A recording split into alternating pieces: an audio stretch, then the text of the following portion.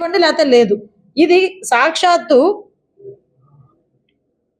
ఇవ్వడమే కాకుండా చనిపోతే 12 మందికి సంబంధించి ₹1 ఇవ్వడమే కాకుండా ఏకంగా 19,893 మంది ₹10,000 వెంట ఇవ్వమని చెప్పి కూడా చెప్పడం జరిగింది.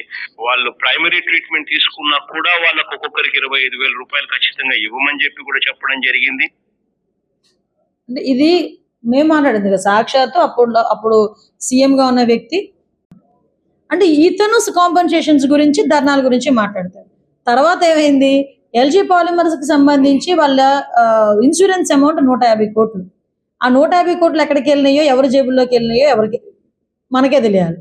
ఇంకొకటి, ఇమీడియట్ గా సూపర్ స్పెషాలిటీ హాస్పిటల్ అక్కడ కట్టేస్తానని చెప్పి ఒక పాడుపడిపోయిన ఒక స్కూల్ బిల్డింగ్ తీసుకొని, నాకు ప్రింట్ ఇక్కడ రాలేదు, లేకపోతే మీకు ప్రింట్ కూడా ఇచ్చేదాన్ని, స్కూల్ బిల్డింగ్ కూడా తీసుకొని దానికి 50 కోట్ల రూపాయలు తీసుకొని 2 నెలల తర్వాత ఆ బోర్డు తిరగేసేసి ఇప్పటికీ కూడా అక్కడ హాస్పిటల్ లేదు, ఏమీ లేదు, ఇంతకు ముందు ఆ స్కూల్లా అని చూపించిన అది అలానే ఉంది. ఇదిగో అది ఏదో కాదు, నేను విత్ ప్రూఫ్ చూపిస్తాను.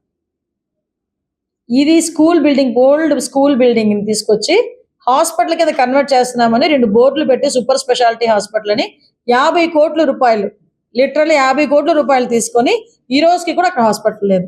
వీళ్ళు నైతికత గురించి, అదే విధంగా కాంపన్సేషన్స్ గురించి కూడా మాట్లాడతారు.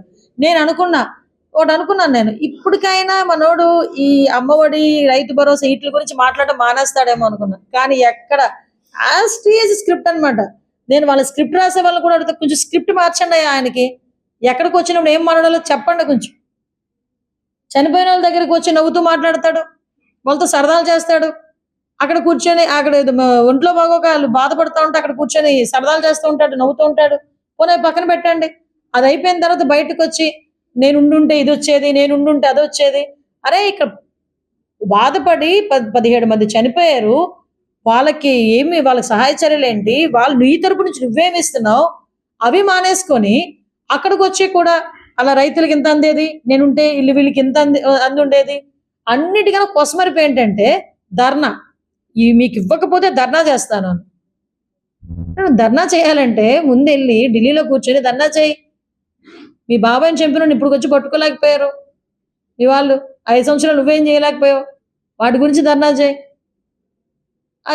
మీ తాలూకు ఎమ్మెల్యేలు, ఎమ్మెల్సీలు ఎన్ని పనులు చేస్తున్నారో చూస్తున్నావు కదా, వాళ్ళ గురించి ధర్నా చేయి.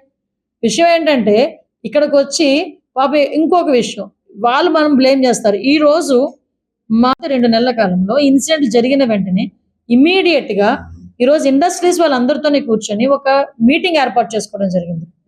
నేను ఛాలెంజ్ చేసి అడుగుతున్నా, ఇక్కడ local ex minister, industrial minister అయిన తర్వాత ఎప్పుడైనా ఇలాంటి మీటింగ్ కనీసం అనకాపల్లి అయినా కండక్ట్ చేయగలిగాడు ఆయన? ఎందుకు చేయలేకపోయారు? వీళ్ళకి లాలూచీల మీద ఉన్నంత దృష్టి ఒరిజినల్ గా ఫ్యాక్ట్ మీద పెట్టే పరిస్థితి కనిపించట్లే. వీళ్ళేంటంటే ఈవెన్ నేను ఈ రోజు కూర్చొని మాట్లాడాను, ఇండస్ట్రీస్ అందరితో కూడా కూర్చొని మాట్లాడాను. ఇమీడియట్ గా మీటింగ్ అరేంజ్ చేయమన్నారు గౌరవ సీఎం గారు, అరేంజ్ చేసాం, వాళ్ళందరినీ పిలిపించాం, క్లియర్ కట్ ఇన్స్ట్రక్షన్ ఇచ్చాం. మళ్ళీ ప్రమాదాలు ఇలాగే జరిగితే కంపెనీలు మూసుకోవాల్సి వస్తుంది. అదే విధంగా కంపెనీలనే కాదు, ఎవరైతే ఇన్స్పెక్షన్ కరెక్ట్ గా చేయలేదో అధికారుల మీద కూడా చర్యలు తీసుకుంటామని చాలా క్లియర్ గా మేము అందరం కూడా చెప్పడం జరిగింది. దయచేసి ఇది కొంచెం రెస్పాన్సిబిలిటీ ఉన్న గవర్నమెంట్, ఎన్డీఏ గవర్నమెంట్. ఈరోజు గౌరవ పవన్ కళ్యాణ్ గారు కూడా పొల్యూషన్ కంట్రోల్ బోర్డు కూడా తగిన ఆదేశాలు జారీ చేసి వాళ్ళకి కూడా ఇన్స్ట్రక్షన్స్ ఇస్తున్నారు. ఈరోజు ఇవన్నీ కూడా 5 సంవత్సరాలు గాలికి వదిలేసి ఈ రోజు తగుదనమ్మా అని చెప్పి పరిగెట్టుకుంటూ వచ్చి, అది కూడా ఏంటి పాపం ఇక్కడ ఉన్న ఎక్స్ మినిస్టర్ గారు అనేది బుజ్జగించే కార్యక్రమానికి వచ్చాడట. ఆయన పనిలో పని అని చెప్పి హాస్పిటల్కి వెళ్ళాడు. వాట్ ఎవర్ ఇట్ మేబీ, ఏదో రెస్పాన్సిబిలిటీ ప్రకారం వచ్చినోడివి అక్కడ ఏం జరిగింది, ఎలా ఉన్నది అని అడగాలి. కొన్ని మా మీద పడితే పడ్డావు, ఆ మంత్రుల మీద. ఆ కలెక్టర్, ఎస్పీ ఏం చేశారు? గంట లోపు వెళ్ళారు, కూర్చున్నారు అక్కడికి. మీకు అందరికీ తెలుసు, ప్రెస్ వాళ్ళందరికీ తెలుసు వాళ్ళు ఎంతసేపు కూర్చున్నారు అన్నది. వాళ్ళని కూడా బ్లేమ్ చేస్తావు అంటే విషయం ఏంటంటే, ఎక్కడైనా ఏదైనా అవకాశం దొరికితే ఏదో రకంగా గవర్నమెంట్ మీద బురద జల్లాలి అన్న పరిస్థితి తప్పించి అంతకు మించి వేరేది ఏమీ కాదు. అంటే ఆయన మెంటాలిటీ అలాంటి, జగన్మోహన్ రెడ్డి మెంటాలిటీ అలాంటిది.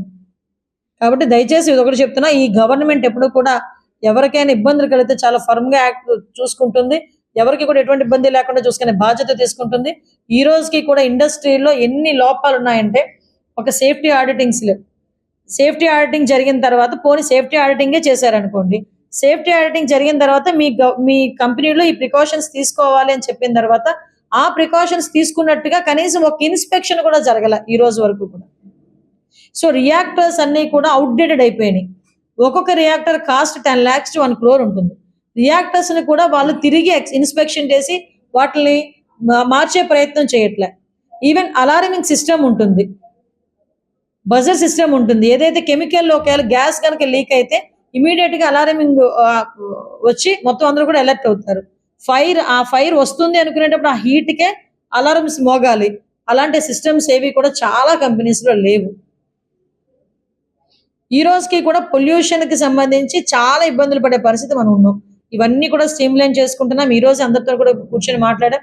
కమింగ్ సూన్ ఒక హై లెవెల్ కమిటీ, ఒక ఇండస్ట్రియల్ వాళ్ళతోని, అదేవిధంగా అఫీషియల్స్ తోని, ప్రజాప్రతినిధులతో ఒక కమిటీ ఏర్పాటు చేసుకొని ఇమీడియట్ గా ఇలాంటివి ఎక్కడ జరగకుండా చూసుకునే బాధ్యత గవర్నమెంట్ తీసుకుంటుందని మీ అందరికీ కూడా తెలియజేసుకుంటూ, అవాస్తవాలు అబద్ధాలు చెప్పడం అన్నది జగన్మోహన్ రెడ్డికి ఏదో అంటారు కదా వెనతో పెట్టిన విద్య. అలాంటివన్నీ మానుకుంటే ఆ కనీసం తర్వాత 11 మిగులుతాయి.